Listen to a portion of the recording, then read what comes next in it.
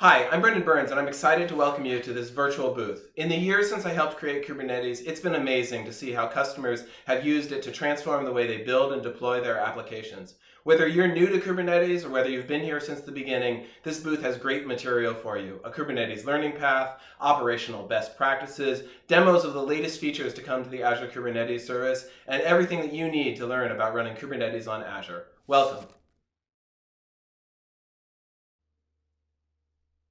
If you're new to Kubernetes, we've got a ton of resources for you to get started and learn what there is to know and be able to successfully deploy your application onto Kubernetes. From things like exploring the Kubernetes basics with our Lightboard videos that cover topics such as why might I be interested in containers? How does this whole Kubernetes thing work anyway? And also, how can I come up with a complete pipeline to go from source to cloud? These short Lightboard videos will get you up and running with Kubernetes in no time flat. If you like something a little bit more hands-on, we've also got a bunch of really great hands-on demos and learning paths where you can go in and actually learn Kubernetes by doing things, by deploying applications and learning more about how to actually operationalize Kubernetes. And finally, we've got a really amazing Kubernetes adoption framework. So by the time you've learned about Kubernetes with the Lightboard videos, maybe gotten your hands dirty with a few of the interactive learning opportunities, you can actually take the step back and think about how your enterprise can adopt Kubernetes into your application development process today and take advantage of everything that containers, microservices, and DevOps have to offer you. If you're new to Kubernetes or you've been using containers for years, one of the most productive things that you can do is to get your tools right. VS Code is my go-to editor for building and deploying containers. We've got a great tutorial showing you how you can use the VS Code extension for Docker to learn how to build a container image. Of course, once you build that image, it's important to deploy it out into production. We've got a demo of how you can integrate GitHub Actions and the Azure Kubernetes service to go from a pull request all the way through a container deployed to production. This will be triggered every time a PR is raised against the master branch. As you can see, I'm first building my container image. Next, I'm making use of Azure's image scan action, which internally uses Trivy and Dockle to find vulnerabilities and lint your image. I'm going to use this to scan for any known vulnerabilities my container image might have.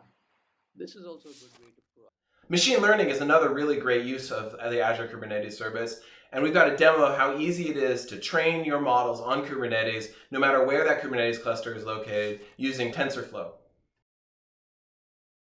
Let's go attach a new cluster, and this one is the one that we will use for TensorFlow training. Now if you look at the compute name, we'll give it a compute name now, and then we will go ahead and select a Kubernetes cluster. That's the one at the bottom is the one that we'll use. It's you will see that it's got one node pool and a single node, and it's got standard NV6, which is a GPU node.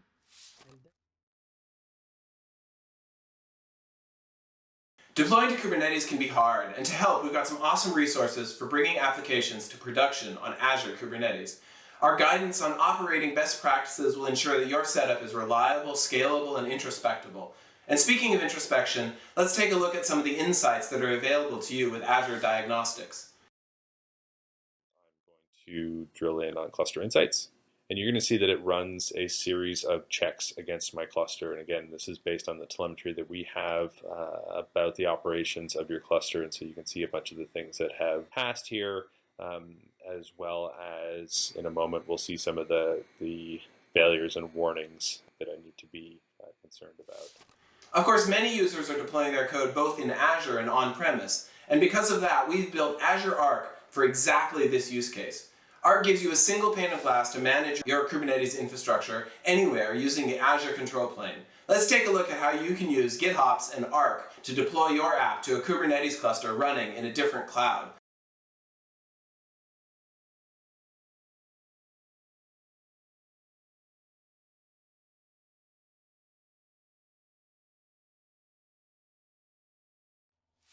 Of course, one of the other benefits of Kubernetes is optimization and cost savings. To help you learn more about that, we've got a hands-on exercise to show you how you can optimize the cost of your application using the Azure Kubernetes service. If you enjoy offline learning, we've got a complete book covering Kubernetes best practices for a variety of different topics that you can read at your leisure. And finally, for all of the Helm users out there, let's take a look at a demo of how to migrate from Helm 2 to Helm 3.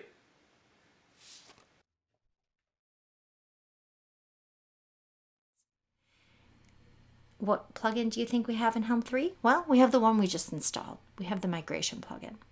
But that's it, no other plugins. Okay, cool.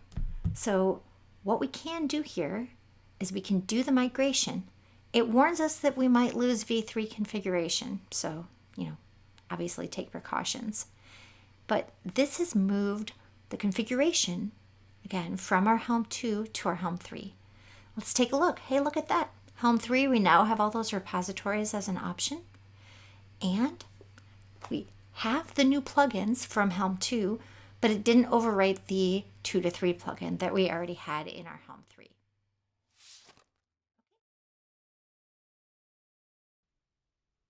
Many of our customers are looking to deploy applications on the Azure Kubernetes service in industries such as finance, healthcare, government, where there's a great deal of compliance and regulatory restrictions that you need to make sure that you're obeying.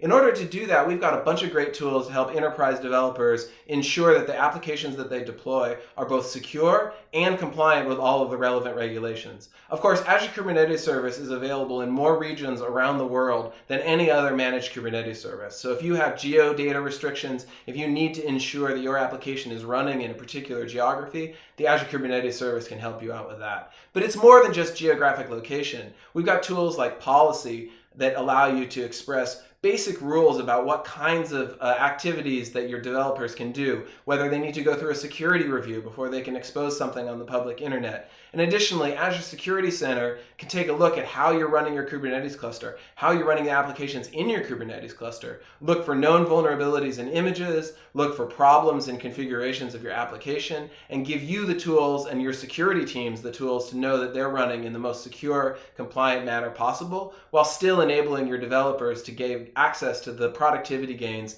that microservices and DevOps and containers can offer them. Let's take a look at how simple it is to apply an organizational policy. In this case, limiting load balancer services to be internal only to a cluster.